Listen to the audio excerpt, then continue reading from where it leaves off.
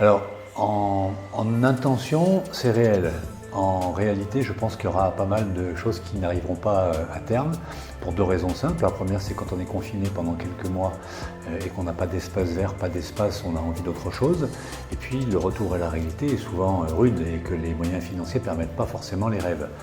D'autre part, il faut bien comprendre que les gens qui ont été confinés expriment un ensemble de rêves, mais que ces rêves, un peu comme au 1er janvier, quand on prend l'abonnement à la salle de sport, quelques mois après, il y a moins d'abonnés dans la salle de sport que d'abonnements qui ont été pris. Donc il y a un ensemble de rêves qui vont, à mon avis, tomber à l'eau parce qu'ils seront oubliés, puis que quand on a retrouvé la liberté de circuler, les espaces verts, ils sont dehors.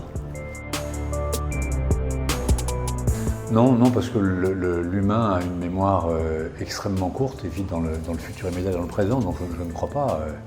Et puis c'est quoi une habitation en fonction de la pandémie?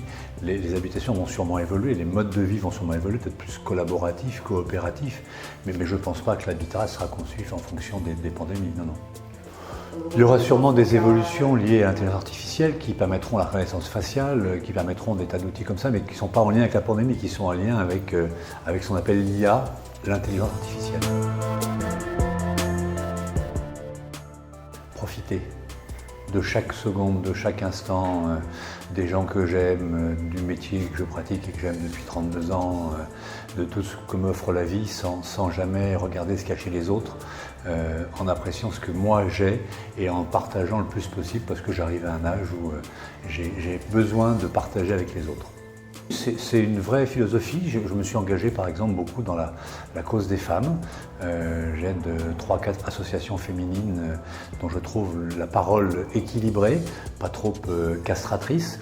Et j'accompagne, que ce soit financièrement ou en temps passé, parce que j'ai découvert qu'entre autres, il y a un syndrome qui est le syndrome de l'imposture et que ces femmes ne méritent pas d'avoir ce syndrome et qu'il faut qu'elles assument complètement leurs envies, leurs ambitions, leurs envies même financières et qu'elles sont là-dessus assez réservées et que j'essaie de les aider à assumer tout ça. Voilà.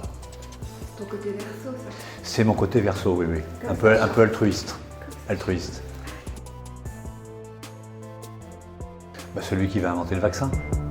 Voilà.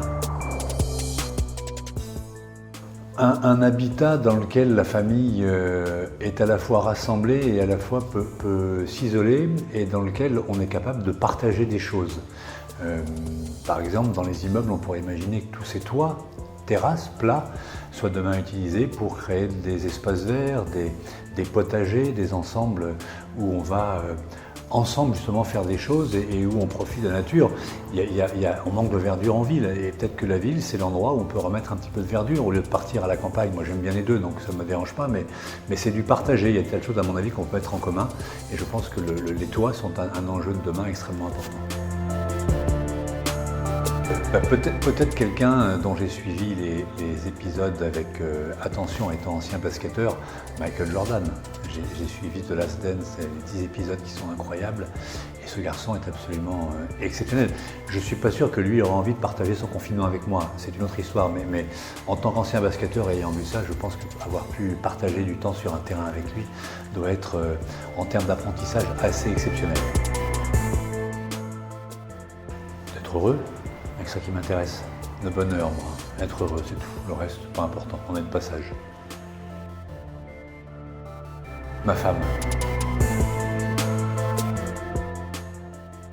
Une histoire d'amour avec une île française de l'outre-mer qui s'appelle Saint-Barth, où il y a un truc particulier et où les gens qui posent le pied là-bas tombent amoureux de cette île, dans laquelle on vit sans mettre de serrure sur les maisons, on laisse ses clés sur sa voiture, il y a un niveau de civisme assez élevé. Enfin voilà, quand on pose le pied sur le tarmac de l'aéroport, il se passe quelque chose de particulier et il y a un symbole pour moi de cette île, on n'entend jamais tout klaxon et il n'y a pas de feu rouge.